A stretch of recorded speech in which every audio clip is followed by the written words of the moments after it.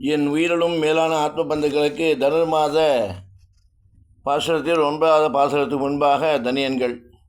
கோதை பிறந்தபோர் கோவிந்தன் வாழ்மோர், சோதிமணி மாடம் தோன்றமோர், நீதியா நல்ல பத்தர் வாழ்மோர், நான் மகிழ்வோதுமோர், உள்ளிவத்தோர் வேத கோனோர், பாதகங்கள் தீர்க்கும் பரமன் அடிகாட்டும் வேதம் அனைத்துக்கும் வித்தாகும் கோதை தமிழ் ஐயைந்து மரியாத மானிடரை பையம் சுமப்பதுவம் என்று கூறிக்கொண்டு இன்றைய பாசுரம். தூமணி மாடத்த சுற்றாம் விளக்கரிய தூபம் கமலத்துயில் அணிமேல் கண்வளரும் மாமன் மகளே மணிக்கதவம் தாள் இரவாய் மாமீர் அவளை எழுப்பீர் உன்மகள்தான் உமையோ அன்றி செவிடவனந்தலோ ஏமப் பெருந்தியர் மந்திரப்பட்டாளோ மாமாயன் மாதவன் வைகுந்தன் என்று நாமம் பல உணவின் ஹேலோரெம்பாவா என்று கூறிக்கொண்டு விளக்க உரையை பார்ப்போம்.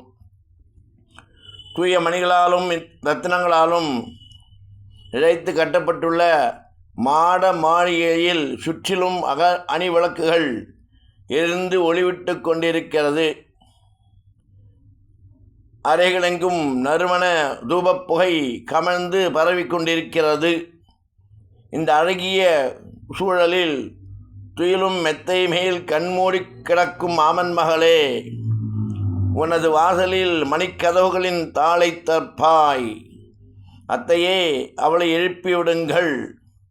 உங்கள் மகள்தான் வாய் பேச முடியாதவளோ, இல்லை காது கேளாதவளோ, அப்படி இல்லை என்றால் தூங்கு மூஞ்சியோ, அல்லது தொந்தரவில்லாத பெருந்தூக்கத்திற்கென்றே மந்திரித்து விடப்பட்டிருக்கிறாளோ, மாயவன் மாதவன் வைகுந்தன் என்று நம்மை உய்விக்கும் அவனது திருநாமம் பலமும் சொல்லி எழுப்புவோம் என்று கூறிக்கிறது இந்த பாடலின் இந்த பாசுரத்தின் பொருள். திருவாரிப்புறத்து ஜெகத்துரைத்தாள் வாழியை, திருப்பாவை 30 செப்பினாள் வாழியை, பெரியாழ்வார் பெற்றெடுத்த பெண்பிள்ளாய் வாழியை, பெரும்பூதோ மாமணிக்கு பின்னானால் வாழியை,